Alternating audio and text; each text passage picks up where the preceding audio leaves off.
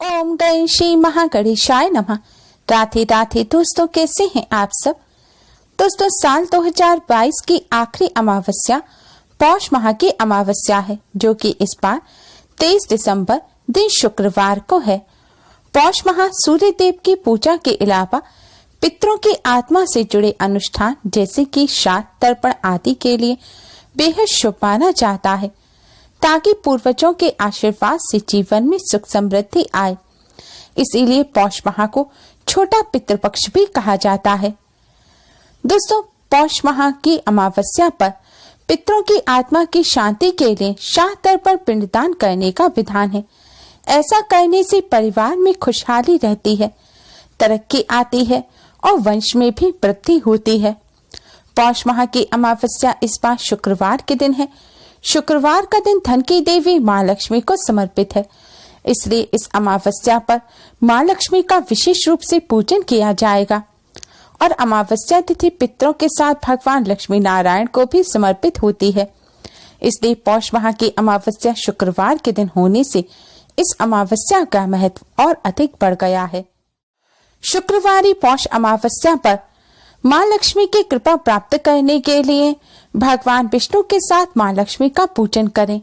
साथ ही तुलसी जी का पूजन अवश्य ही करें, क्योंकि तुलसी जी को माँ लक्ष्मी का ही स्वरूप माना जाता है। आज की इस वीडियो में हम आपको एक ऐसी चीज के बारे में बताने जा रहे हैं, जिसे अगर आप इस अमावस्या पर तुलसी जी पर चढ़ा देंगे तो इससे आपको भगवान विष्णु के साथ धन की देवी माँ लक्ष्मी की असीम कृपा प्राप्त होगी और धन से जुड़ी सभी समस्याएं दूर हो जाएंगी। जीवन में खुशहाली आएगी। भगवान विष्णु माँ लक्ष्मी की कृपा से जीवन में आ रही रुकावटें दूर होंगी। इस बार अमावस्या पर वृद्धि योग बन रहा है। इस योग में किए कार्यों में अवश्य ही वृद्धि होती है और इनसे अधिक शुभ फल भी प्राप्त होते हैं। इसलिए यह अमावस्या और खास हो गई है। वृद्धि योग में किए गए उपाय और पूजा अवश्य ही सफल होते हैं। इसमें जो भी कार्य किए जाते हैं वे बिना रुकावट के पूरे हो जाते हैं। शुक्रवारी महा अमावस्या पर सबसे पहले स्नान कर स्वच्छ लाल रंग के वस्त्र धारण करें, क्योंकि लाल रंग माँ लक्ष्मी को अत्यधिक प्रिय है। इसके पश्चात भगवान विष्णु के साथ माँ लक्ष्मी का पूजन करें। जिस घर में भगवान विष्णु का वास होता है वहाँ माँ लक्ष्मी का भी वास होता है। इसलिए माँ लक्ष्मी को प्रसन्न करने के लिए माँ लक्ष्मी का पूजन भगवान विष्णु के साथ ही करना चाहिए। और शास्त्रों के अनुसार भगवान लक्ष्मी नारायण ही पितृदेव हैं। अमावस्या पर भगवान विष्णु माँ लक्ष्मी का पूजन करने से पितरों का भी आशीर्वाद प्राप्त होता है। भगवान लक्ष्मी नारायण के सामने एक दिया जलाएं और एक सुगंधित धूप बत्ती जलाएं।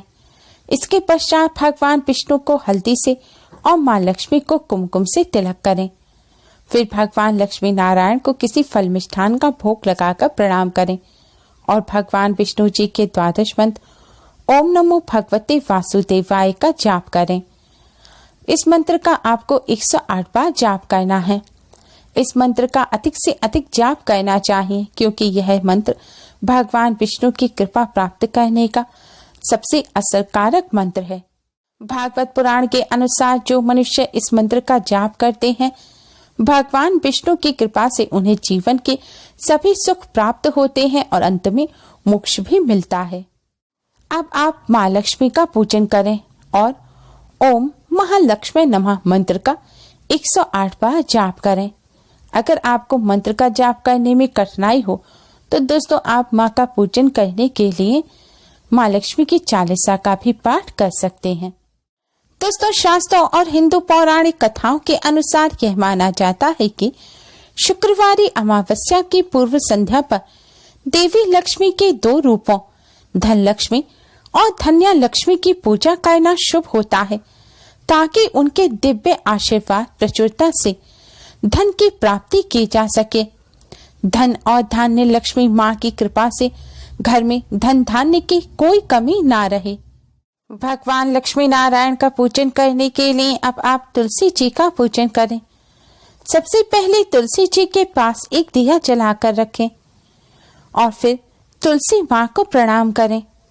आज के दिन तुलसी जी के पास लाल बाती वाला दिया जलाकर रखना अधिक शुभ माना जाता है। लाल रंग की बाती का दिया तुलसी जी के पास रखकर जलाने से धन की देवी माँ लक्ष्मी की असीम कृपा प्राप्त होती है और माँ लक्ष्मी की कृपा से धन संबंधी समस्याएं दूर हो जाती हैं। लाल बाती का दिया जलाने का मतलब है कि दीपक में बाती रुई की बाती के स्थान पर आप लाल रंग के धागे की या लाल रंग के कलावे की बाती बनाकर लगाएं और उस दिए को तुलसी जी के पास रखकर जलाएं। लाल रंग की बाती का दिया ना जला सके तो आप दिए में जो आपने घी भरा है उसमें आप एक चुटकी कुमकुम मिला दें और उसे लाल रंग का कर दें। अब आप इस दिए को तुलसी जी के पास रखकर जलाएं। दोस्तों, दिया जलाने के पश्चात सबसे पहले भगवान विष्णु माँ लक्ष्मी जी को प्रणाम कर तुलसी माँ को प्रणाम करें। अब आप तुलसी जी के पास माँ लक्ष्मी की सबसे प्रिय चीज कौड़ी चढ़ा दें। दोस्तों, कौड़ी समुद्र से प्राप्त हुई है और यह माँ लक्ष्मी को अत्यधिक प्रिय है। कहते हैं जिस स्थान पर कौड़ी होती है वहाँ माँ लक्ष्मी का वास होता है, इसलिए घर के मंदिर में भी माँ लक्ष्मी के पास कौड़ी अवश्य ही रखनी चाहिए। शुक्रवारी अमावस्या के दिन तुलसी जी के चरणों में एक कौड़ी अवश्य ही चढ़ा देनी चाहिए। यह कौड़ी आपको माँ लक्ष्मी का ध्यान करते हुए तुलसी जी के चरणों में यानी कि तुलसी जी की जड़ के पास चढ़ा देनी है और फिर माँ लक्ष्मी को प्रणाम कर जीवन में चली आ रही धन संबंधी समस्या को दूर करने की, कलह परेशानी को दूर करने की माँ लक्ष्मी से प्रार्थना करें। दोस्तों, शास्त्रों में तुलसी जी को माँ लक्ष्मी का ही रूप माना गया है। शास्त्रों के अनुसार तुलसी जी में माँ लक्ष्मी का वास होता है। तुलसी जी में माँ लक्ष्मी के साथ ही समस्त तीर्थों का भी वास होता है। कहते हैं जिस स्थान पर तुलसी जी होती हैं वहां भगवान विष्णु भी निवास करते हैं।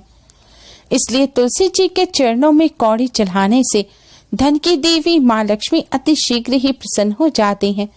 साथ ही भगवान विष्णु का भी आशीर्वाद प्राप्त होता है। अब आप तुलसी जी को प्रणाम करें और तुलसी जी के सामने खड़े होकर ही 11 बार ओम नमो भगवते वासुदेवाय मंत्र का जाप करें। इसके पश्चात 11 बार ही माँ लक्ष्मी के मंत्र ओम महालक्ष्मी नमः का जाप करें। इस तरह पूजन करने के पश्चात अब आप तुलसी माँ की 11 परिक्रमा करें। अगर तुलसी जी के आसपास परिक्रमा करने का स्थान नहीं है तो आप अपनी जगह पर ही खड़े होकर क्लॉकवाइज 11 बार घूमकर तुलसी माँ की मन ही मन परिक्रमा करें। इस तरह तुलसी जी का पूजन करने से दोस्तों भगवान लक्ष्मी नारायण के साथ ही तुलसी माँ की असीम कृपा प्राप्त होगी और घर में चले आ रहे गरीबी के बादल छट जाएंगे।